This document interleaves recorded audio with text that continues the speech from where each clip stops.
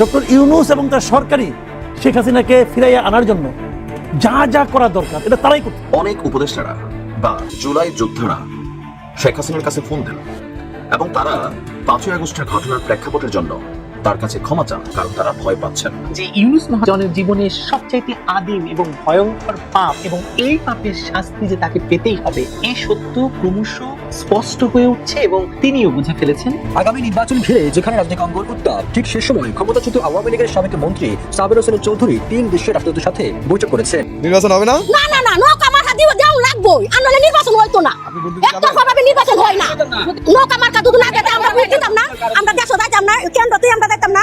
মার্কা দুদু না দিতে আমরা যাইতাম না, মার্কা দেও লাগবো নৌকা মার্কা। শেখ হাসিনা আইবই, শেখ হাসিনা দুদু মানুষ বিভাগ করে দিতে, শেখ হাসিনা কেসি, শেখ হাসিনা জনগণের কথা কইবো, Sheikh Hasina. Heated protests, in fact, erupted outside the UN Human Rights Council in Geneva as members of the Awami League accused interim Bangladesh leader Mohammad Yunus of ইউনূসের ব্যাপারে যখন আমেরিকা এই ধারণা করে হচ্ছে, তখন ইউনূস বাংলাদেশে বসে তার ফ্যান ফলোয়ারদের আওয়াজ দেন, যতদিন তার সাথে আমেরিকা আছে ততদিন ভারত কিছুই করতে পারবে। কিন্তু গণেশ যে উল্টে গেছে, এটা ইউনূস ভেতরে ভেতরে টের পেলেও তার আশেপাশের কামটাকে বুঝতে দিতে চান। প্রিয় দর্শক, ডক্টর মোহাম্মদ ইউনূসের পায়ের নিচ থেকে মাটি সরে যাচ্ছে, যে কোনো সময় পদত্যাগ করে তিনি দেশ ছেড়ে পালিয়ে যাবেন, এই আশঙ্কা ইতিমধ্যে দাবি করেছেন গণমাধ্যম কর্মীরা এবং গোপন সূত্রে জানতে পেরেছি।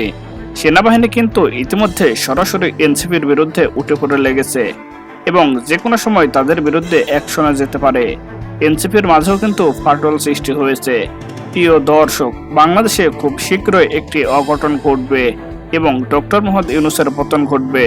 দর্শক, আজকের ভিডিওটি খুবই গুরুত্বপূর্ণ হতে চলেছে, তাই না টেনে সম্পূর্ণ ভিডিওটি দেখতে থাকুন এবং এই চ্যানেলে আপনি নতুন হয়ে থাকলে চ্যানেলটি সাবস্ক্রাইব করে আমাদের সাথেই থাকুন। তো চলুন দর্শক, কথা না বাড়ে আমরা মূল ভিডিওতে যাই। ডক্টর ইউনূস এবং তার সরকারি শেখ হাসিনাকে ফিরাইয়া আনার জন্য যা যা করা দরকার এটা তারাই করতেছে। তো এই যে আওয়ামী লীগকে অচল করে দেওয়া, আওয়ামী লীগকে অচল ভাবা, আওয়ামী লীগের নেতাদের সে ফিরে আসবে এই আশঙ্কা করা, এই আলোচনা করা, এটা আসলে এক ধরনের রাজনীতি। এটাও এক ধরনের রাজনীতি। মাননীয় প্রধানমন্ত্রী নিজে যেহেতু বলেছেন, ব্যক্তিগতভাবে যখন নাকি শেখ হাসিনা চলে গেলেন এবং যখন নাকি নতুন একটা অন্তর্বর্তীকালীন সরকার গঠন হলো, তখন আমি বহু জায়গায় বলেছি এবং তখন আমার এটা বিশ্বাস ছিল যে শেখ হাসিনার চ্যাপ্টার বাংলাদেশে ক্লোজ, শেখ হাসিনা আর বাংলাদেশে ব্যাক করতে পারবেন না, এটা আমি মনে করতাম ওই সময়। এবং আমি এটাও মনে করতাম শেখ হাসিনা যারা খুব ক্লোজ সঙ্গী সাথী, যেমন ওনার মন্ত্রীরা, ওনার সেন্ট্রাল কমিটি যারা নাকি লিডার আছেন, এরা বাংলাদেশে আর ভাই আসতে পারবেন না, এই দেশে মানুষ তাদেরকে আর গ্রহণ করবে না। কিন্তু এরপর আমি দেখলাম যে এই যে ডক্টর ইউনূসের সরকার, এই সরকার এক একটা কাজ করে, তার এই সমস্ত কর্মকাণ্ডের মাধ্যমে আমার যেন কেন মনে হচ্ছে যে ডক্টর ইউনূস এবং তার সরকারি শেখ হাসিনাকে ফিরাইয়া আনার জন্য যা যা করা দরকার এটা তারাই করতেছে, জাস্ট তারাই করতেছে।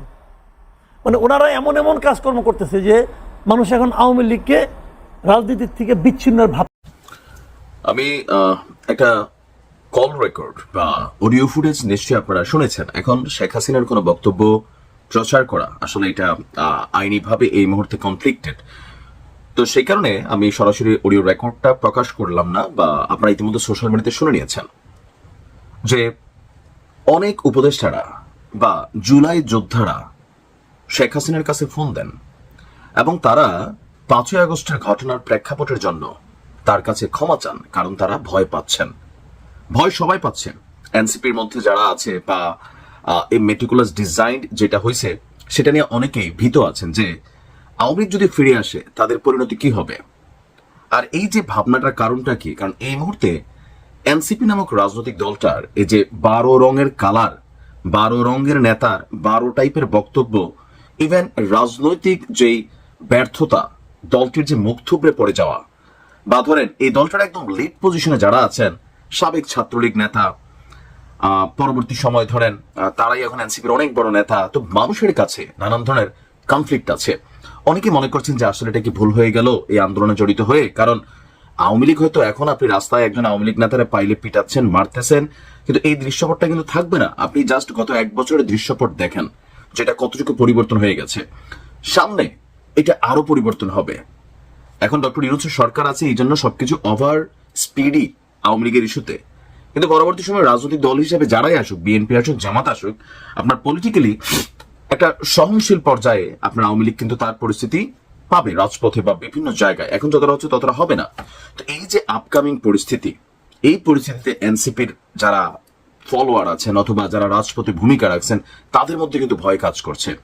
আবার যখন উপদেষ্টা সাবেক নাহিদ ইসলাম তিনি গণমাধ্যমে গত 2 থেকে 3 দিন যাবৎ টানা উপদেষ্টাদের বা সরকারকে কি ব্ল্যাকমেলিং করছেন নাকি চাপ দিচ্ছেন, এটাও বোঝা কষ্টকর। এই যে বেফাস কথাবার্তা। আবার এই নাহিদ ইসলামকে নিয়ে জামাতের একজন সিনিয়র নেতা ডক্টর তাহির ভাইয়ের একটা বক্তব্য, অরিজিনাল কিনা জানি না, বাট যে নাহিদ ইসলামকে গ্রোমিং করছে জামাত, এখন মানুষের মধ্যে কিন্তু এগুলো কনফ্লিক্ট তৈরি করে যে তাহলে এই যে আন্দোলন আমরা দেখলাম 10 দফা 1 দফা সরকার পতন, মানে কোথায় থেকে কোথায় কানেক্টেড। এখন সময়ের বিবর্তনে রাজনৈতিক নেতাদের বিভিন্ন বক্তব্যে বা এই যে উপদেষ্টাদের বা এই এনসিপির নেতাদের বিভিন্ন বক্তব্যে মানুষের মধ্যে একাংশ এখন বিশ্বাস করতে শুরুই করছে যে ওই আন্দোলনটা কোটা আন্দোলন ছিল না, এবং কি এখানে অনেক কিছু যা আমরা দেখেছি মেবি এটা মেটিকুলাস ডিজাইন, আর ডক্টর ইউনূস নিজেই পার্ট অফ মেটিকুলাস ডিজাইন।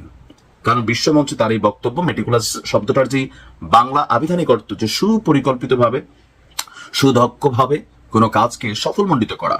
এখন শব্দগত ভুল তিনি ব্যবহার করছেন কিনা জানি না। এরপর তিনি মাহফুজকে সামনে আনলেন, এরপর আন্দোলনের মাস্টারমাইন্ড হিসেবে পরিচয় করাই দিলেন।